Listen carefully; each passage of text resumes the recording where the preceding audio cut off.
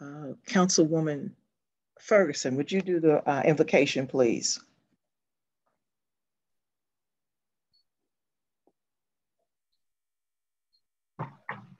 Father God, we just thank you for another opportunity to come before you.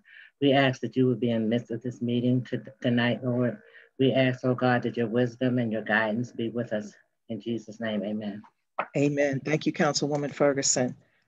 Okay. The next order of business will be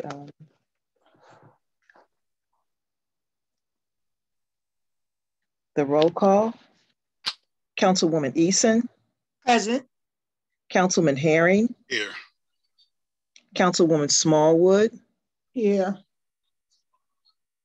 Yes, it's basically one blogger, but they have to please. I'm sorry, would you please mute? Thank you. Councilman Williams. Here. Councilwoman Wilson. Here. Councilwoman Ferguson. Here. And Councilwoman Jones is also here. That would be 7 in attendance. All right. Is there a motion to adopt the agenda?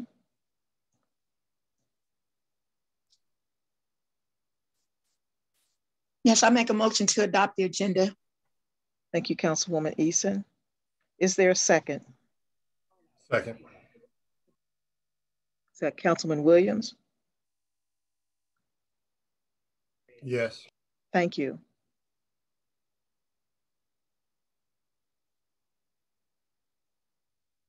Is there any discussion?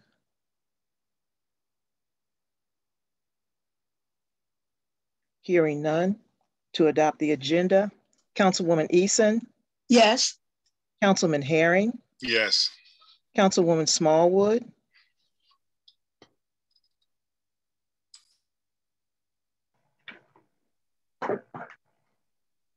Councilwoman Smallwood to adopt the agenda? Yes. Thank you. Councilman Williams? Yes. Councilwoman Wilson?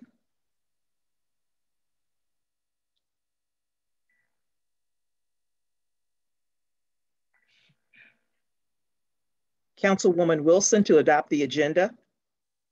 Yes. Thank you. Councilwoman Ferguson? Yes. And Councilwoman Jones, yes. 7 to adopt the agenda. All right. The next item of business will be Mayor Estes' presentation of the FY 2022 budget proposal. Due to illness, Mayor Estes will not be joining us tonight, and therefore the city manager, Tim George, will be presenting the budget. Mr. George? Yes, ma'am. Thank you, Madam President. I did want to relay that, as President Jones just suggested, Mayor is disappointed that he's not able to attend, but he did just have some hip surgery and is not able to be on this call. He and I have been in conversation about this meeting, so he's aware. This is his budget, as you all know. The city administration and staff prepared it on his behalf, but we did have a good review session with him, and he went through it and made changes.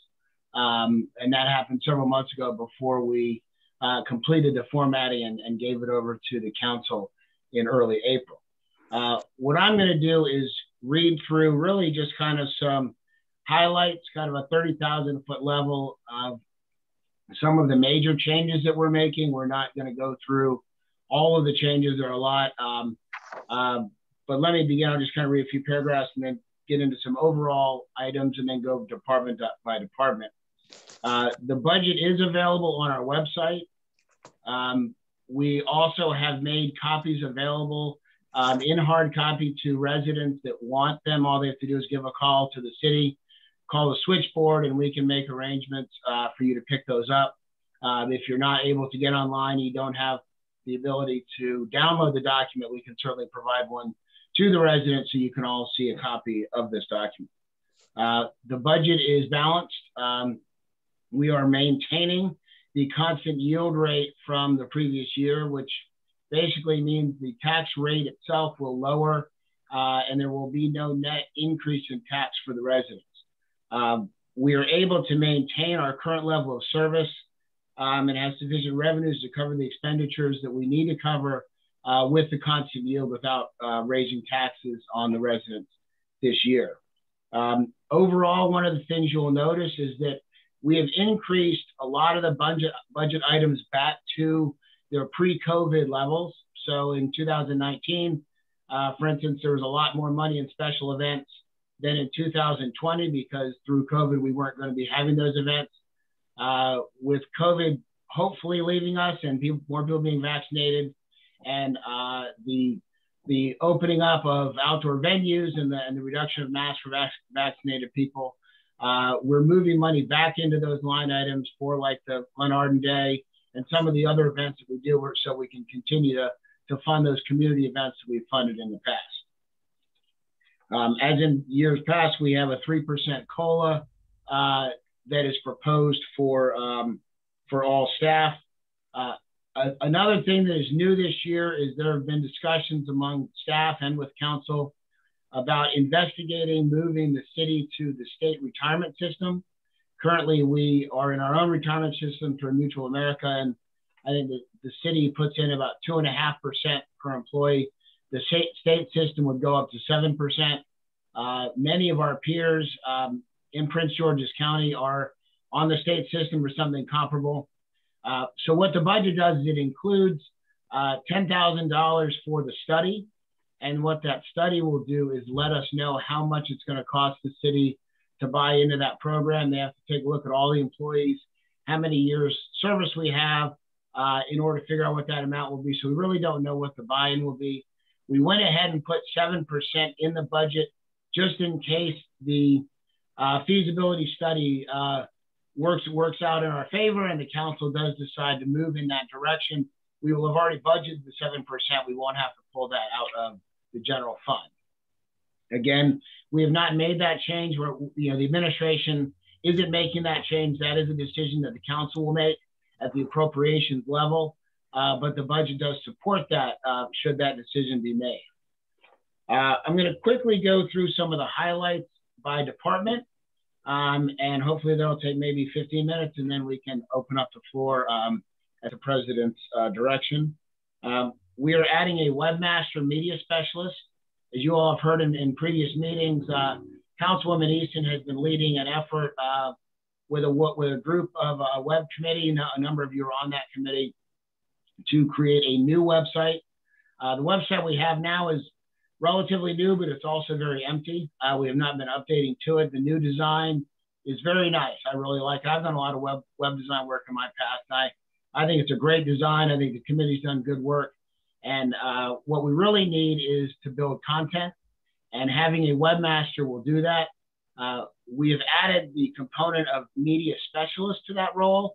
So they will also be in charge of our Facebook page, our Twitter feed, and the new e-newsletter that you all have signed up for, where we're doing our constant contact newsletter. They will also be responsible for that. So we'll have really a single point of contact that will create all of the content for all of our media feeds and then just be able to put it out in whichever feed we want. That feed will also go on the cable channel, which we'll talk about later. So all of the messaging will be consistent, both in terms of word as well as in terms of design and graphics. So we have a consistent message across all of our platforms. We're also proposing a pool car for the admin department that would really be shared by admin, finance, the clerk. Right now, there is no city car for the staff to drive if we need to run to the bank to deposit checks or run out on the street to visit a resident or take a look at an issue. We're using our personal vehicles. We don't have a city vehicle for that. So this would be a pool car that would be shared by the administrative functions. Really, this up to the top floor of the building would share that car. Moving on, the legal department, we do not foresee any changes. That budget is $60,000. It will remain at $60,000 for our city attorney. The cable department, we have $25,000 in for necessary upgrades to that equipment. That comes out of our PEG fund, so it's not a general fund item. It doesn't come out of tax dollars. Although you all pay into that every time you pay your cable bill, it doesn't come out of your real estate or your property tax. And that will be so that we can do live streaming of video meetings and so that we can upgrade our equipment. We'll have a message board that is built for message board and not, right now we have a PC. So sometimes you'll notice that the scroller, the message board gets stuck. And that's because we're basically running a Windows PC. And when Windows pushes an update, it freezes on the startup screen. The new system will be a system designed specifically as a message board, and it won't have that issue. It'll also have a lot more creativity. We can do double screens. We can run videos and the message board at the same time. A much higher level functioning thing. I think the residents will really enjoy the capabilities that will bring. Legislative office, and this is my apology. The council had approved compensation increases for the council and for the mayor to take effect in the new fiscal year. And for reasons I really can't explain, we didn't put it in for the council, but we recognized that we were supposed to. So that will be in the next version of the budget that we talk about at the next Tuesday in the budget meetings. And that salary goes from $4,800 a year to $7,200 a year per council member. Also in the legislative office, we are adding a deputy clerk. That has been obviously we did a charter amendment to change the language. Budget has been added. We have had that ad out on the street. I know that the council president has reviewed some resumes and we're working towards filling that spot. And that is fully funded as a part-time position in FY22. Finance department, we are considering increasing some money to add new software. The current software we're using is not designed specifically for municipal government. It's more designed for nonprofit. It also doesn't have the capabilities that we think we need in terms of going online and having other online bill pay. That's something we're still looking into. We're still comparing the current system with new systems, and when we have a better sense for what that ought to be, we'll be able to provide a figure for how much that might increase. But we're looking at Quicken has a version, AccuFund has a version. Both are a little better suited for municipal government. But again, we're just beginning that investigation process right now. Moving on to the mayor, similar to the council, we're increasing the mayor's budget salary this time from $6,000 a year to $8,400 per year. Again, that takes effect after the election, after the new mayor and council are sworn in. Public safety, police, and I think the chief is online, and when we get to that part, he can answer any questions. We're increasing, we're doing a pay increase for all the officers across the board. The idea is that our officer starting salary is considerably below the starting salary of our peers, be it Greenbelt or Bowie or College Park, Cheverly. I mean, some of these are some bigger communities, but we're in a very competitive marketplace for officers, and we're losing officers because our salary is not sufficient to compete. So this increases their pay to a base level that will reach in a couple of years. Chief can get into that in greater detail. It also includes 2 new police vehicles. We have an aging police fleet. We have purchased several new vehicles in each of the last several years, but we do have a few more vehicles that are getting quite old, with over 100,000 miles on them, and they're in need of replacement. Upfitting of two other police vehicles that we have in stock already. A few police radios, body camera storage and fees. So a few more body cameras, some additional body camera storage for the data, and then just continuation of the annual fee that we pay for body cameras. Same with tasers. We're going to have 2 new tasers as we're trying to move. The chief is moving towards more non-lethal force options for the officers. We need to have tasers for all of our officers. So this will continue that process of fully equipping our officers with non-lethal force and the annual payment that goes with that. Code enforcement, a city our size with the issues that we have in the number of residents, 2 full-time officers is really something what we need for daytime operation. Right now we have 1 full-time officer, and it's very difficult for him to really get a good look at the city on a regular basis because there's just a lot of city to drive through. We are also looking to change things a little bit and have a full-time, I say in quotes, but a full-time weekend officer. Right now, we do not have any coverage on Sunday.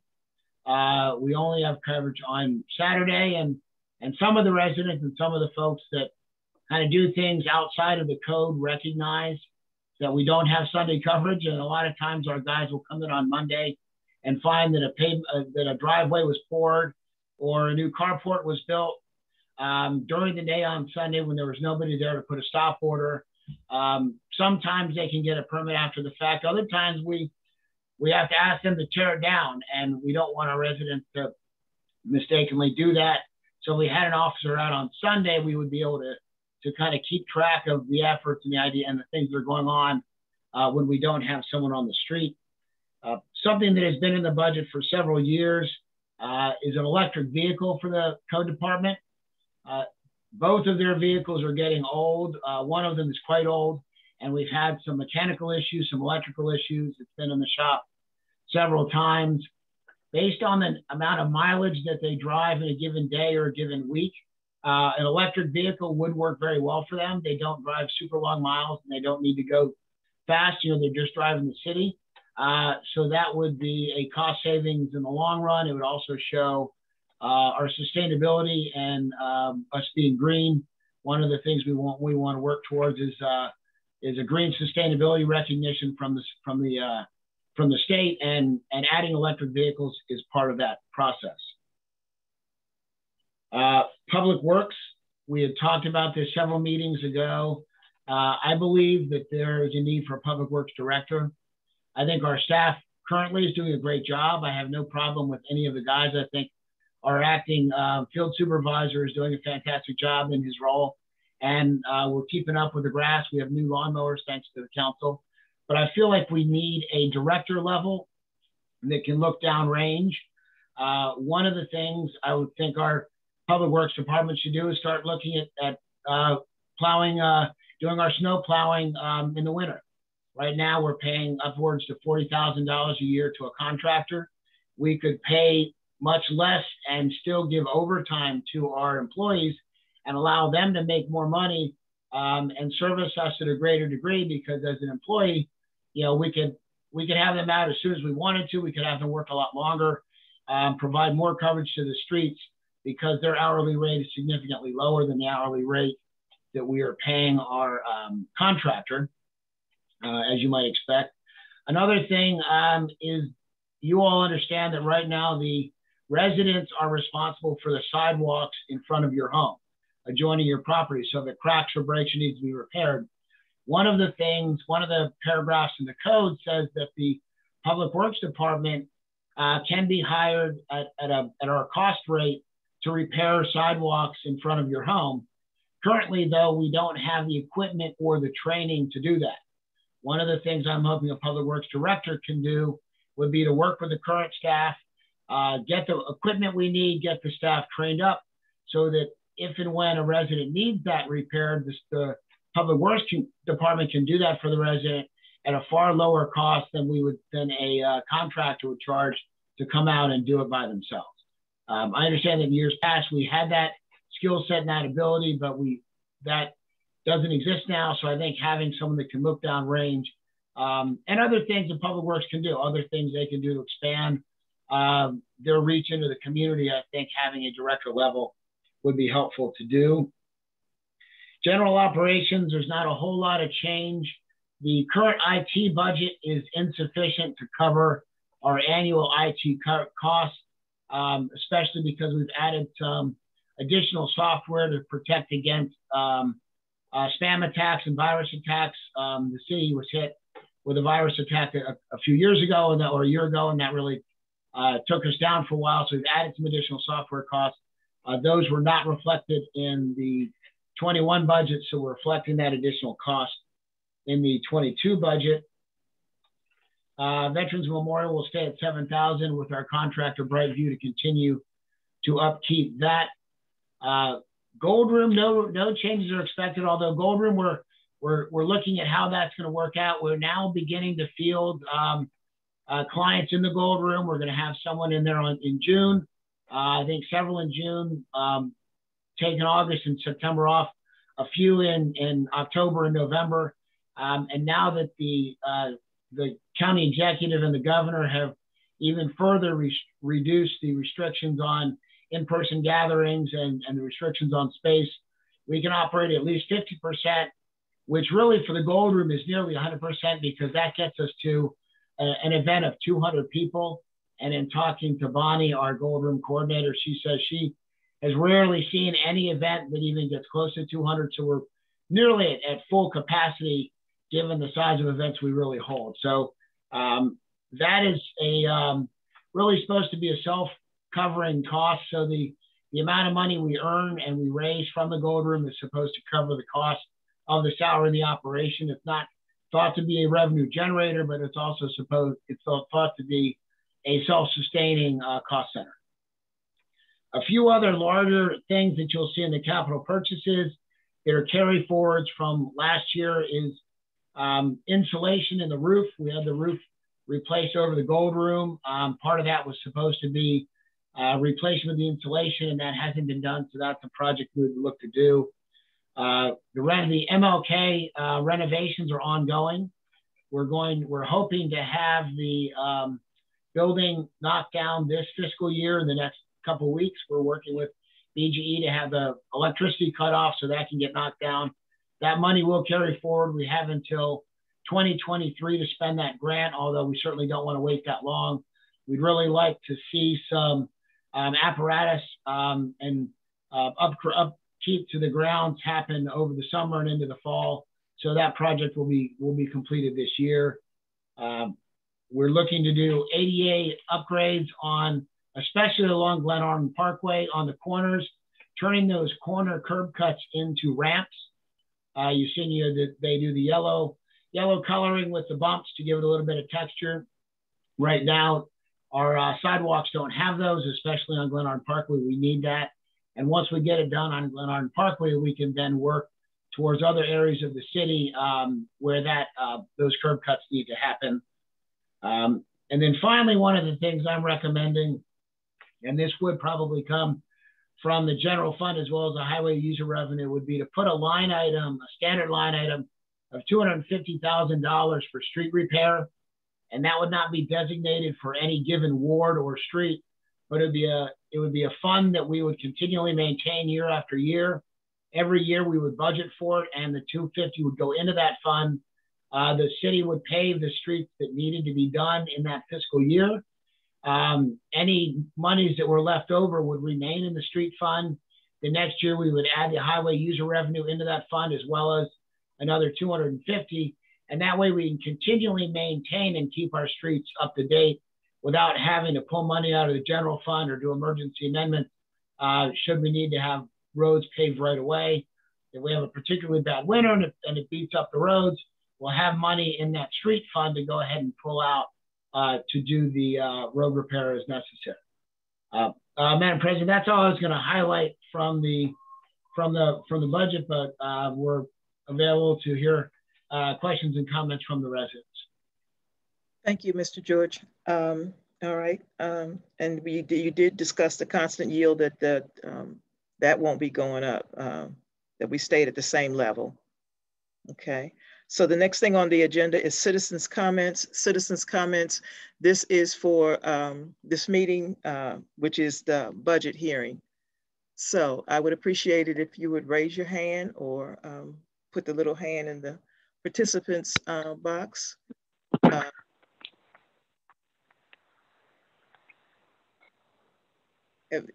Are there any citizens' comments? Council President, Mr. Wilson. Okay, Mr. Wilson. Two things dealing with this budget. One, I thought that when did we stop? Citizens have to pay for sidewalk repairs.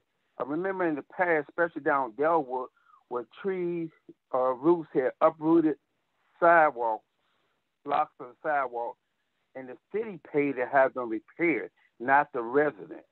The resident, I thought, was responsible for the sidewalk, for their driveway only. From their driveway to the sidewalk, they're responsible for anything on their property. But I never known us had done that in the past, from my recollection. Number one. Number two, I thought I heard them say something about maybe having the employees, I guess he's talking about public works, will have you do the snow, assist with snow plow. I thought the reason why the city went with a contractor because they were concerned about the employees inadvertently damaging citizens' vehicles and their property, and they'd rather have a professional know what they're doing. And I thought that's because this subject came up once before, and that was a consensus of the majority, if not the full council, that we were going to stick with the private contractor to do the snow plow. That way, it won't be no burden on the city as far as employees inadvertently damaging people's property and so forth. Thank you. You're welcome, Mr. Wilson. The first question that you, first comment that you had was about sidewalks. Yes, when I first came on the council, I did have some resolutions to have some sidewalks done because those sidewalks were in serious need of being done. The one on Glenarden Parkway was like a little pool and those kids walked to school. So I submitted a resolution which the council passed to have those sidewalks done. But if you read the charter, it says in the charter, and from what I'm understanding from the past, it was that the city could not afford to do sidewalks. So someone put an amendment into the, or ordinance into the charter to say that sidewalks would be the responsibility of the resident in front of that house. But that's where that came from. Mr. George, would you comment on the snow plowing for Mr. Wilson? Yes, sir. Thank you. And I've heard those comments before, which is one of the reasons why we would have them trained to do that. But as we look to be more efficient fiscally for the residents, that's a very large contract, and that's $40,000 a year. I know that our public works employees would really appreciate the overtime. They like working overtime, and I think if they are properly trained, we're talking about using the F-250s with plows and not larger 10-wheelers. I mean, we don't have those anyway, but smaller vehicles. I think probably they would all go through a training and certification process, so we wouldn't just basically buy the trucks and the plows and ask them to go do it. We would make sure that they were trained and certified in that. But I think it's a good way to save a little money, but also give the employees a little bit more money and the ability to have a better role in keeping the city clean. Again, it's up to the council if they choose not to do that, but we're looking for efficiencies and ways to make that department more robust. I think that'd be one of the ways we could do that. Okay, I want to make sure I understand. So the city will be responsible if they inadvertently damage someone's property or vehicles and stuff. Yes. Okay, thank you. Thank you, Mr. Wilson. Let's see. I don't know whose hand went up first, but we'll go alphabetically. Mrs. Cross. Thank you, President Jones. Also, just a question on some of the streets. Thank you for making the provision, if you will, to fund a street budget at $250,000. I think that's superb. And then continuing to put money in that. Has the city considered widening some of the streets, particularly like in Ward 1, if you're traveling down the backside there where citizens park on both sides? It gets really narrow to drive through. Have you thought about putting something into the street budget for that?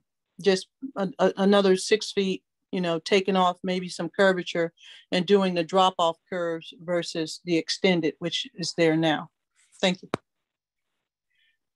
We haven't looked into that, but that's a good thought. I would think we would probably want to get a kind of a road consultant, maybe even NZI, to come out and help us with those discussions. And We would also have to look at right-of-way maps and see where the right-of-way is so that we're not taking private property because you can't take private property unless there's a real public cause. If there was a documentation of accidents or things like that, but otherwise it is somewhat difficult to take private property. You'd almost have to compensate the residents for that private property if you were to take it.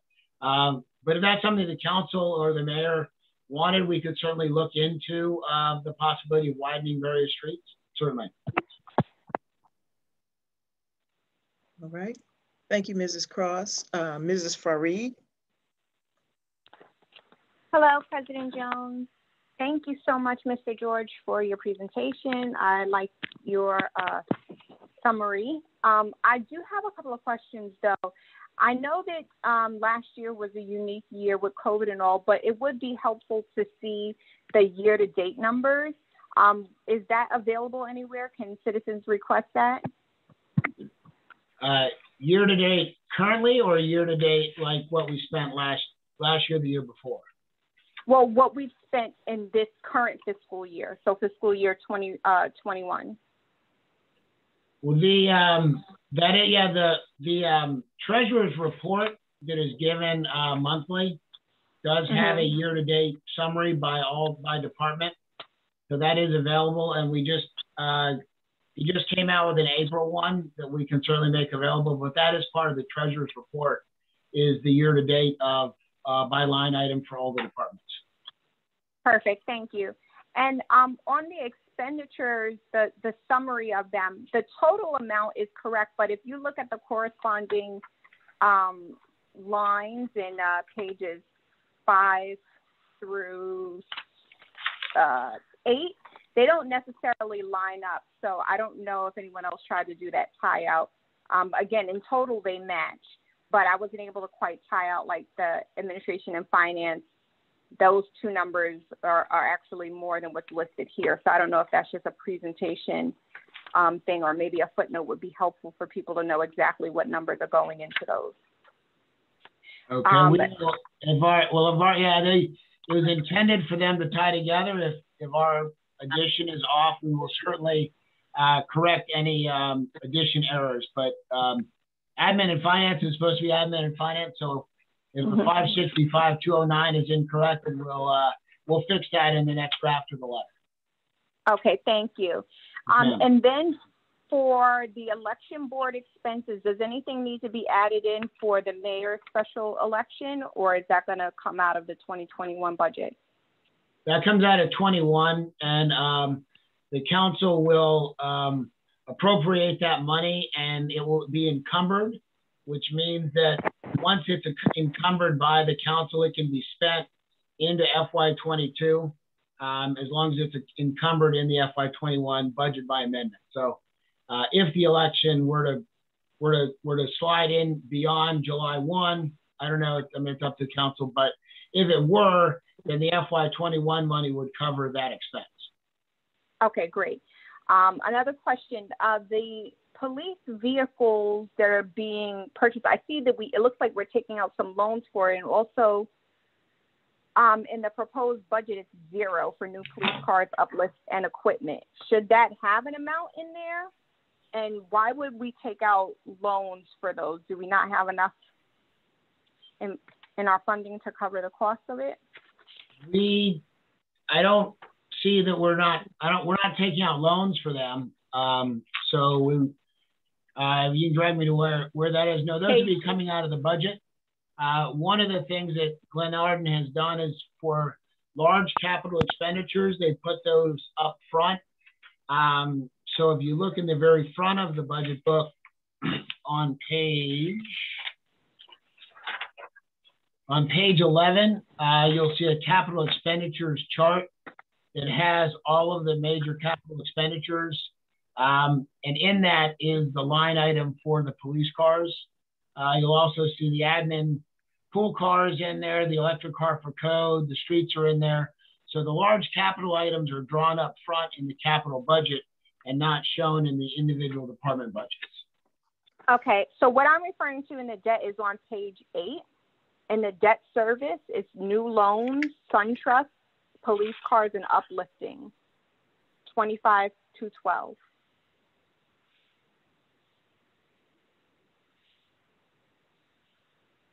Goes page 8. Yeah.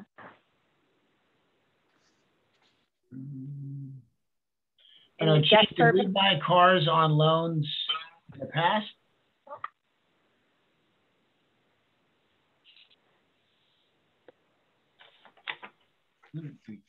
Well, I'll look into that. It is certainly not envisioned that we're going to take out loans for these vehicles. We would pay for these vehicles out of the general fund.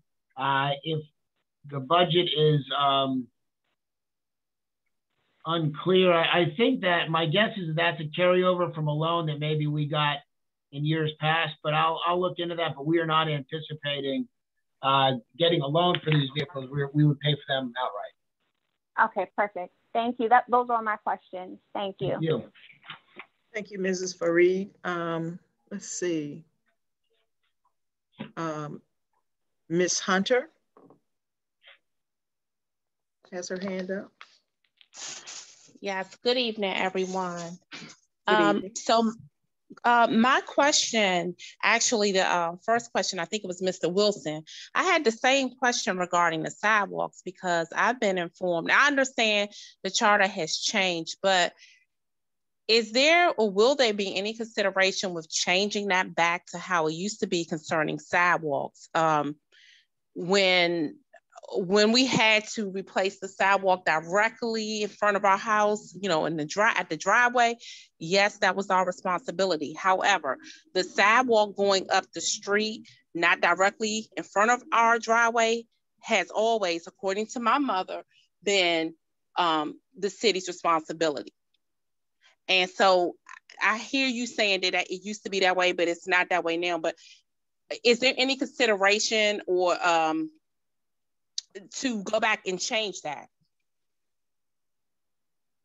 And then the other thing was, I heard about the Martin Luther King site, the standing building being taken down. I didn't hear the timeline. I was driving during the time. So if he could, the city manager could go back and kind of give the estimate timeline for that. But those were my two questions.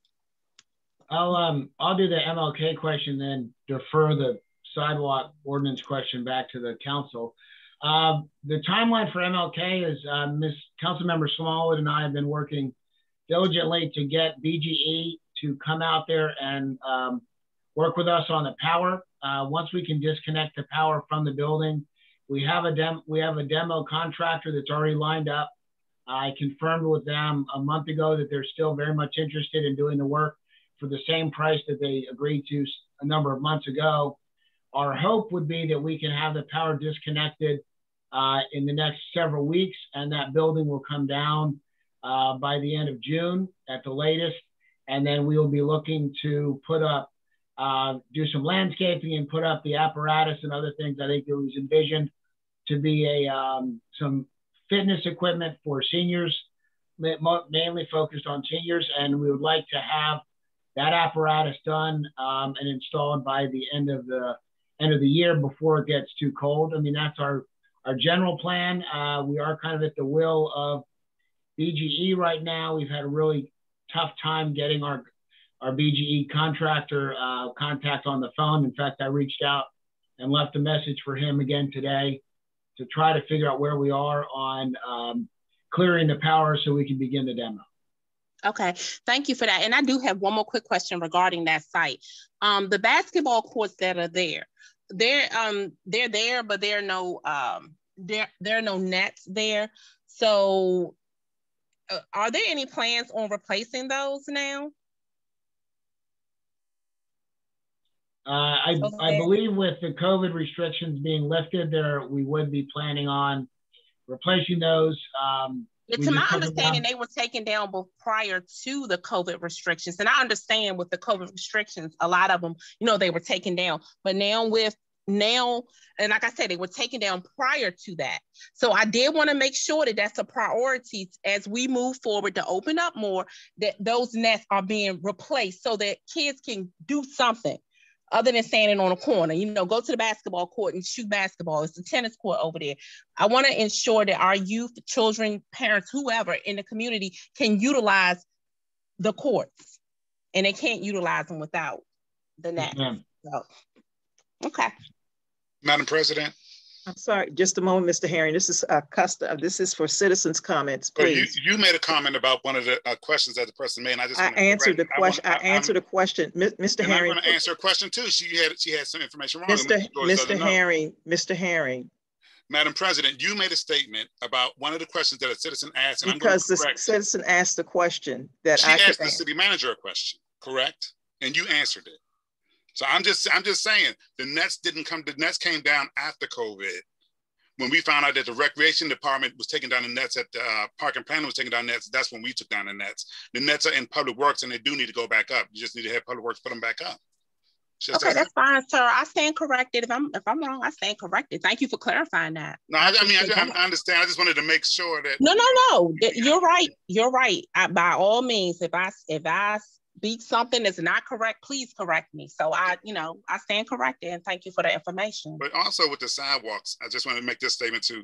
That legislation was in a charter since 1989. I don't know who did it, but the legislation about the sidewalk. But the charter also says that the council or the city may repair the sidewalks. That's how we did the other sidewalks. So the city can repair the sidewalks at any time they feel like they need to, or they can require the citizen to do it. So the option is there in section 1004 of the charter.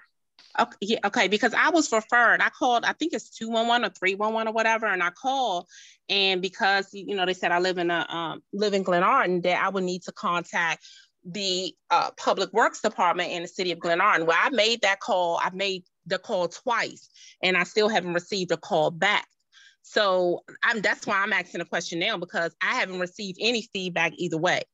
And I know what I was told about it, but I also know that my family has been here for over 62 years. And I know for a fact, I'm looking out the door now, that, I get it. You say 89, it's been before 89, I'm sure, but, it was done before. And right. I mean, we literally, our sidewalk, not directly in front of our house, but the part that we don't own is so damaged from tree roots and everything that, I mean, it's a safety hazard. And the city does have the option to repair it themselves. They don't have to get the citizen to repair it. If the citizen has the money, they can repair it. That's what we did on Delwood. That's what we did on Johnson. I mean, that's what we did on Glenarden Parkway. So. Yeah, I'm on Johnson Court, so I know, and it's been done over here too. And we have more children playing. It's summertime coming, and it may not be a priority to someone else, but to me it is, because I don't want to see. We have senior citizens that walk coming down the street, children, and it's a heck of a dip. Yeah, it's a hazard. Yeah. Yes, it is. All yes, right. it is. Thank you, Ms. Thank Hunter. you. That's one of the things that I would like to see as we change that in the charter, where the infrastructure for the city, the streets and the sidewalks would be the city's responsibility. So that. Thank you, ma'am. Thank you both. Mr. Curtis, Derek Curtis. Hello, everyone. I had a few questions. Erica took all the good ones. But just sticking with the sidewalks, in the same way that we're looking to set a budget for $250,000 to fix the streets, can we do the same thing for the sidewalks?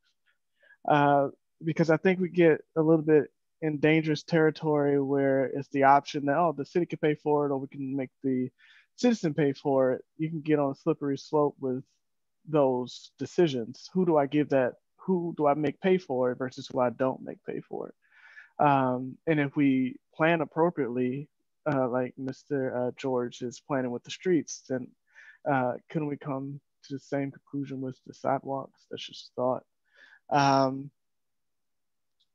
And because I know one of the explanations was that we didn't have enough money to fix the sidewalks, but to me, it seems like it'll cost more money to fix a street than a sidewalk. So if we have money to fix a street, then we should plan to fix the sidewalk as well. And I know that there was $25,000 in for the cable. Is there finally a plan to get that up and running? And what is the plan? Like, are we looking at June that being up and running, end of this month, or since it's FY 22 budget, correct? That's correct. Yeah. Are we waiting until July to get that fixed? And the last one is I know there's, from what I hear, there's been a lot of discussion about the MLK site, and I think that this predates me, but what's the rationale behind tearing it down? I mean, is there like a cost benefit of tearing it down versus keeping it up, renovating it and making it accessible and having, like, youth programs in there, or computer programs in there for our senior citizens, things that it seemed like we could benefit greatly from having that site. I know it'll be a cost, but I'm just looking to get some more insight into, like, what's the rationale behind just getting rid of it altogether. The building, I know you guys gonna do something else there, but in terms of the actual building. Thank you. Mr. George. I can handle the first two, and then since the MLK site kind of was before my time, I'll defer that to Councilmember Smallwood, if that's okay. Budget for the sidewalk, I would say if the city council changes the ordinance to reflect that the city's responsible for sidewalks, then I think it would be appropriate to have a budget line item for sidewalks as well. Maybe make that 100,000 to go along with the street budget. So if they were to make that change, and yeah, I think it'd be appropriate to make a budgetary change as well. The cable channel, we have two good quotes. And our apologies, it has just taken a very long time in this process to get quotes. We had a contractor come out. Second one came down from Philadelphia a month ago and finally got us a price a week ago. So we've been looking at the two contracts, want to run those by the mayor, make a selection, and then run that by the council so we can get that contractor, the selected contractor, out to upgrade the equipment and get us up and running, as well as a separate subcontract to have a TV cable operator that will be able to run the TV channel and the cameras once we go back to in-person council meetings. On the MLK site, Madam President, if it's all right, I'd like to ask Ms. Smallwood to brief us on that, because she's had more understanding of that process going forward. Councilwoman Smallwood.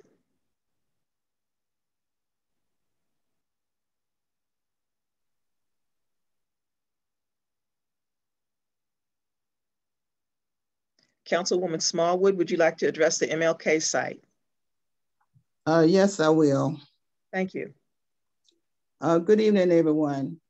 The reason why the MLK building is being demolished is because the residents in Ward 1 found out that the park itself was infested with drug dealings, drugs being used over the parking lot, all kinds of activities that was not, what's the word I want to use? Activities that was not good for the community. Late at night, after dark, the building itself is roasted infected. All the cables, all the carpet, all the appliances and everything has been taken out of the building.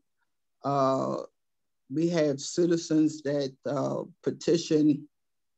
We got over 100 signatures from the citizens in Ward 1 to have this building to come down.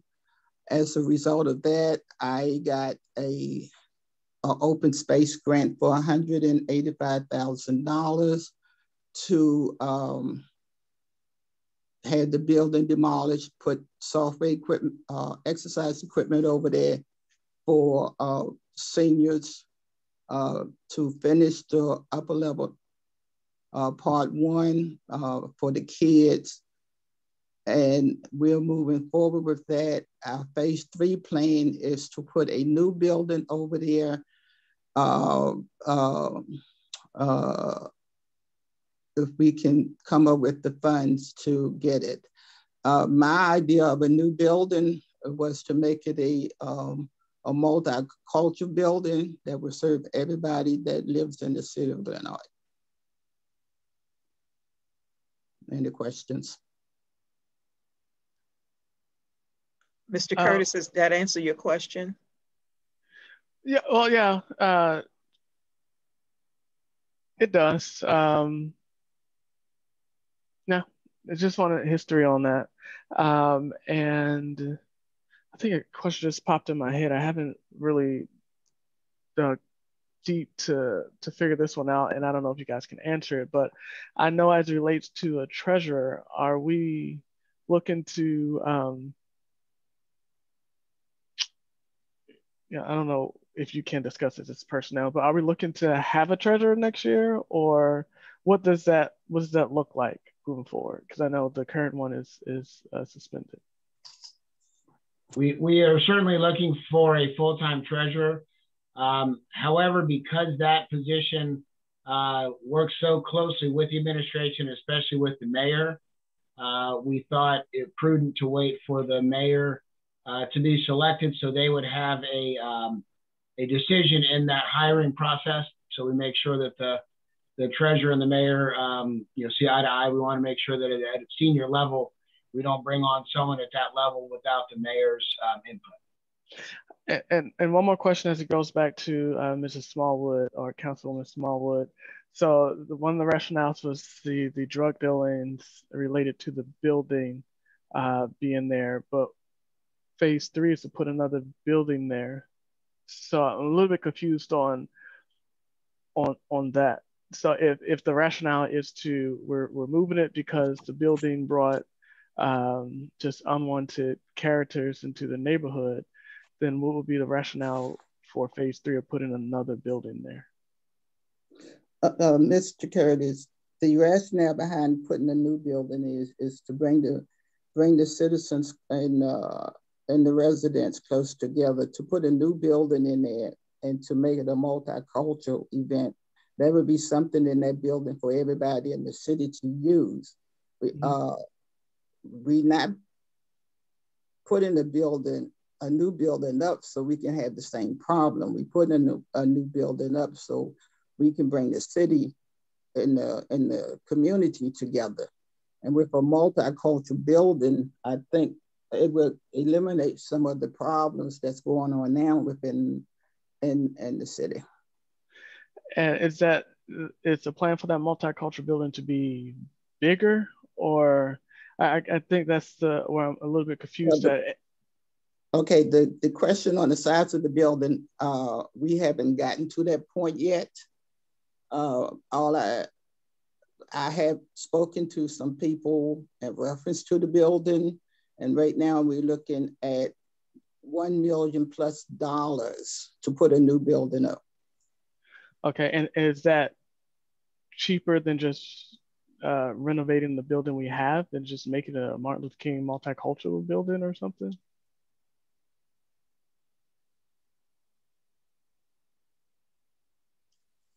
I believe it will be cheaper because that building right now is not qualified for anything. That building is much smaller, and we are anticipating putting up a larger building. Okay, and we've done a study for the cost of renovating the building, and possibly, because I know if I wanted to, like, I have a house now, if I want to make it bigger, then I can, request a permit, build out for my house. Have a study been done to look at renovating the existing building, possibly expanding it? So we know that route is way more expensive than just demolishing and building a new building? Mr. Curtis, the citizens had spoken that they want the building to be torn down because of the activities that was in the building. The building really brings down the value of the property over in Ward 1. Having that building to just sit there idly until funds are available for what you're trying to do will be against the wishes of the residents in Ward 1. The residents in Ward 1, they don't like the activities that's going over there behind that building. It's an eyesore to many people in Ward 1, especially the people that lives in the impact area. So that the wishes of the community itself is for that building to come down. And this is what we went on, the wishes of the community to take that building down. And that's why we got the grant money. Yeah, and again, I'm not trying to do anything. I just really wanted the history of it so I can just know. But thank you for your explanation. You're welcome. Thank you, Mr. Curtis. Thank you, Councilwoman Smallwood. Mr. Huff. Good evening, everyone. Just one quick question. Will there be a summer youth program this summer?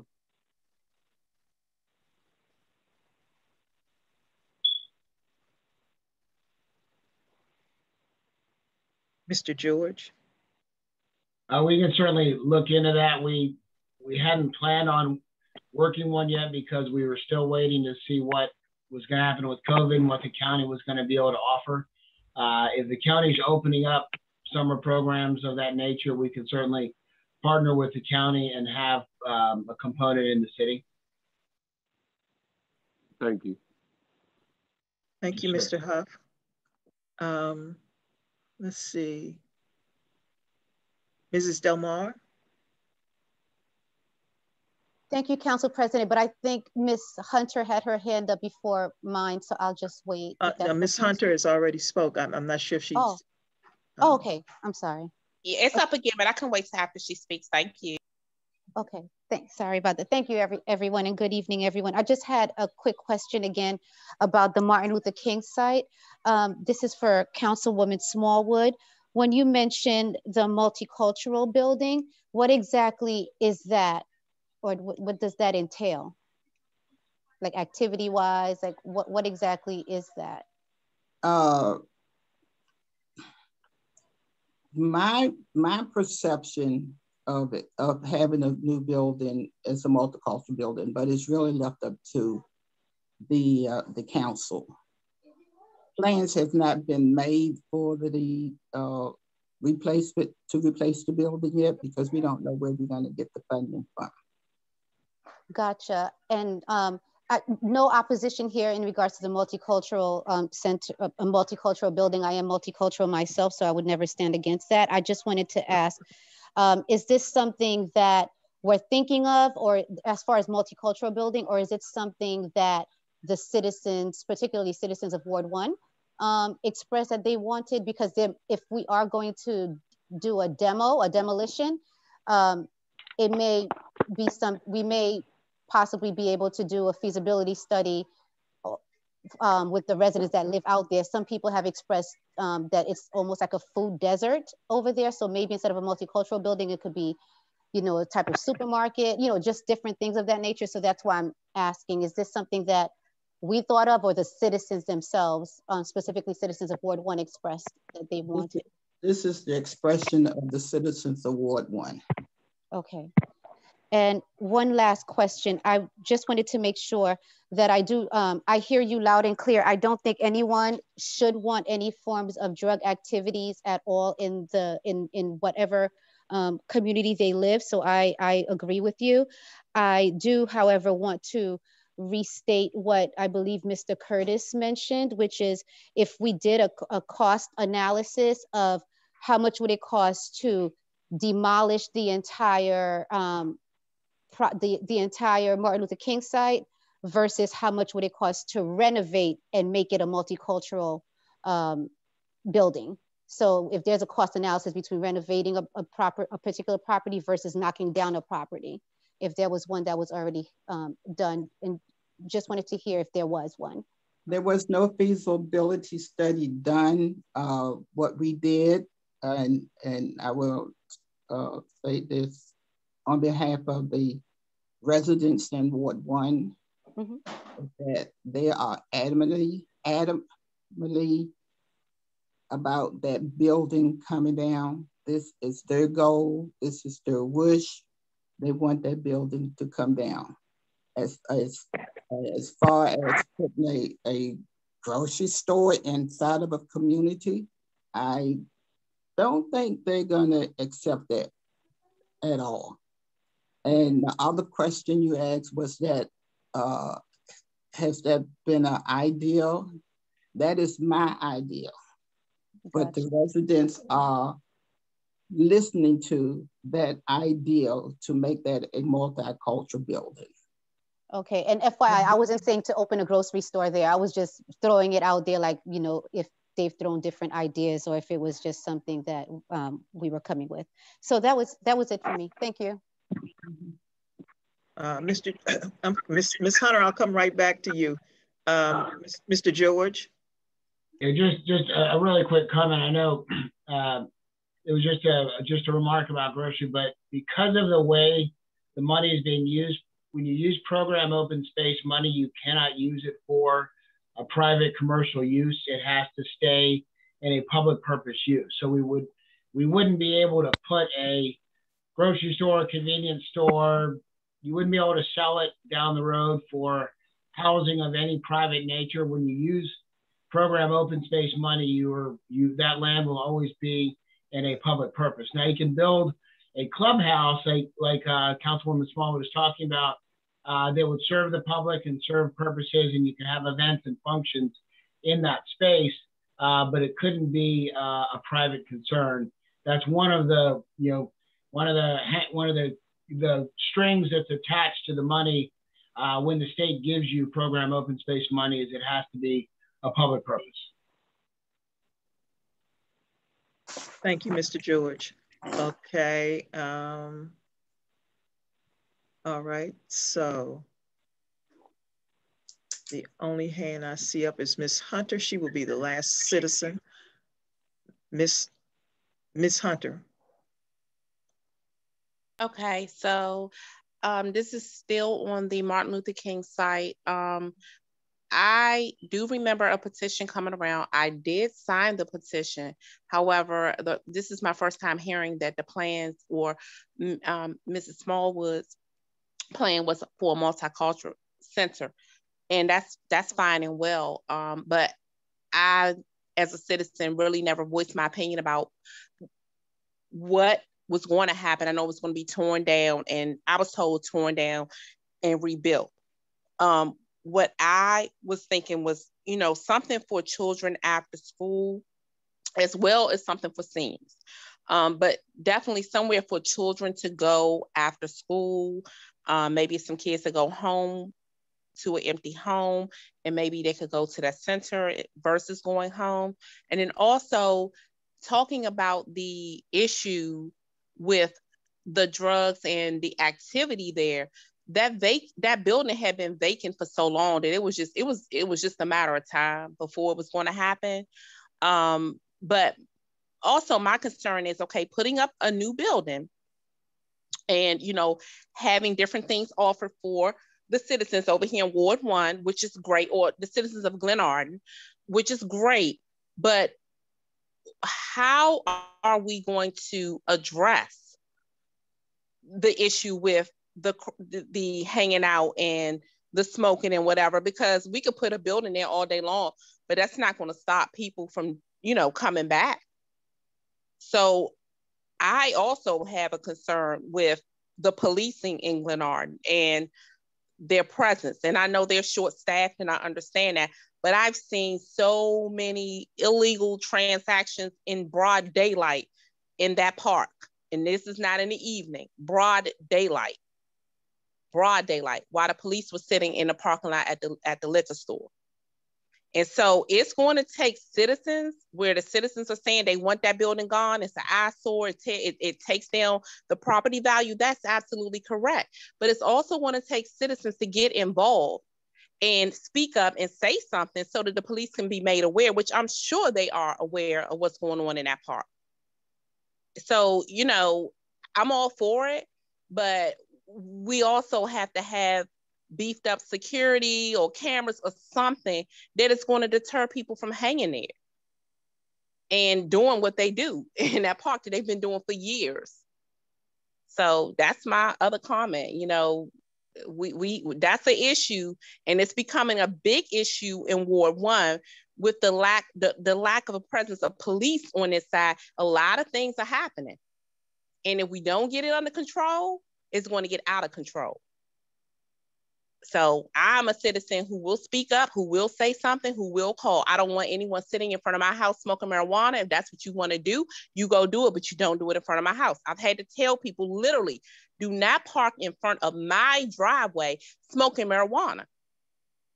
I didn't know what I was going to get from the people who were sitting in the car, but by the time I called the police, they would have been gone. I have children outside playing, and you're bold enough to come and smoke and do whatever you want to do and directly in front of someone else's house. I am a resident that's going to speak up, and we need more of that.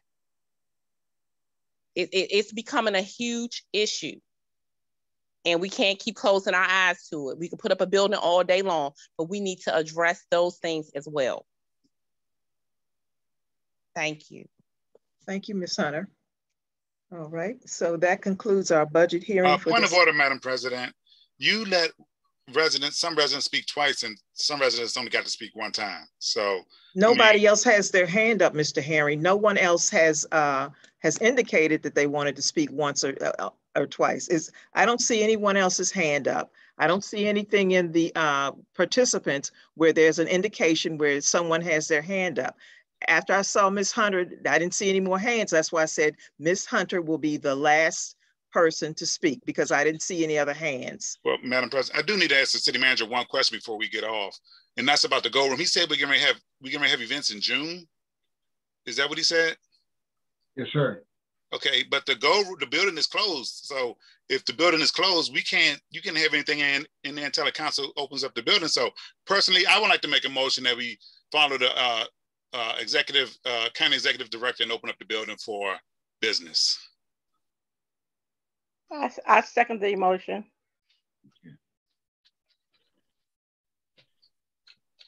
I'm really thinking that this is not the time to do that. Madam President, it's a public meeting. It's a public hearing. I made the motion. You got a second. Now you can call for the vote. You need to call for the vote. Not on the agenda, Mr. It doesn't Henry. have to be on the, here we go again with that. That does not have to be on the agenda. It's an issue that has come up, and you cannot continue to follow the rules the way you want to follow it, Ms. Jones. I made the motion, and there's a second, and you just need to call for the vote. The building needs to be opened up in accordance to the county executive and the Maryland state governor. And they can have events there, and the building is still closed. Mr. George, has the directive that you've read from County Executive also Brooks, has she opened up government buildings? We have not. The executive order has yet to be posted on the PG County website. The last order where they opened everything up to 50% indicated that county offices were going to remain closed to the public. But we have opened up, the building was opened up for the election and for other events. We're not opening to the public to come into the admin space, but the Gold Room space is by itself. It's secluded. And the county order does allow up to 50% capacity in meeting spaces and banquet spaces and other gathering spaces. Madam President, I got the county executive's order, and she lifted all restrictions on everything. And that was her order. And so my thing is, I made a motion in a second, and we need to open up the building, use it for the election. We want to have events there, and you can't have an event if we still technically are saying the building is closed. And these people sign contracts, and they're expecting to have their event there in July. So I made the motion. I got a second. I'd like for you to call for the vote. Councilwoman Eason? Abstain.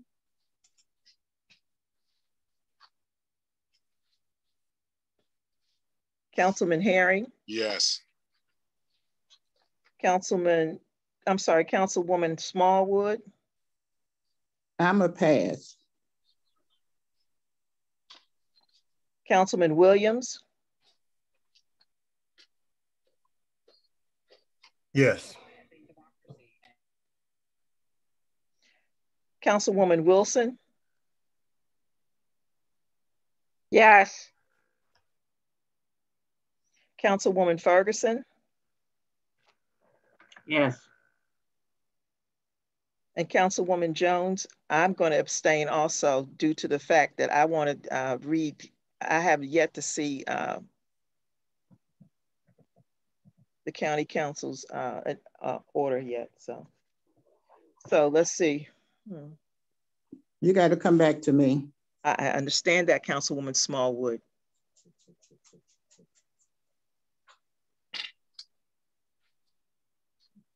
Okay, Councilwoman Smallwood. Yes.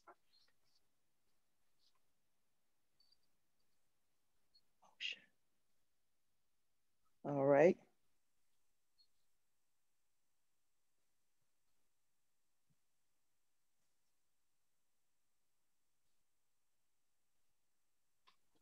So we have 5 yeses and 2 abstains.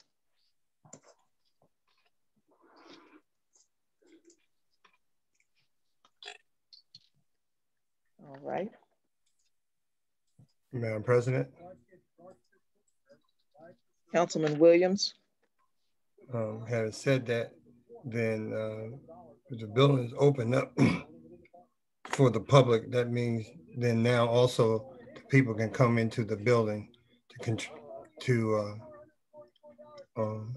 conduct business through the administration.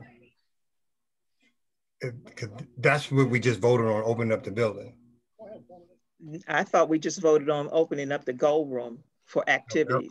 That was not the motion, Mr. Herring.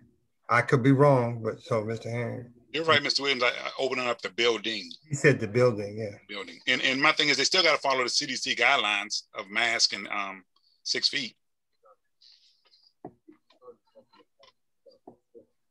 All right, with that being said, Mr. George. The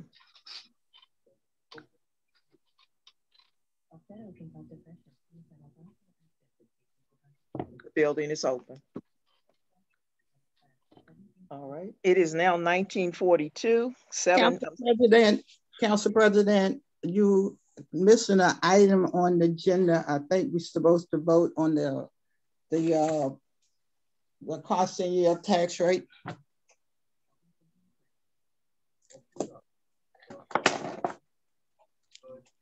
We're supposed to vote on the constant yield tax rate. I thought that was the council never voted on it. The mayor made a suggestion in his budget. Okay. So when the council itself needs to make a vote whether or not we want to leave it at 0.3579 or take it to 0.3481. Okay, so that should be a discussion within the next 2 budget meetings, and then when the budget is presented, the constant yield will be also presented. You got it on you have it attached to the constant yield.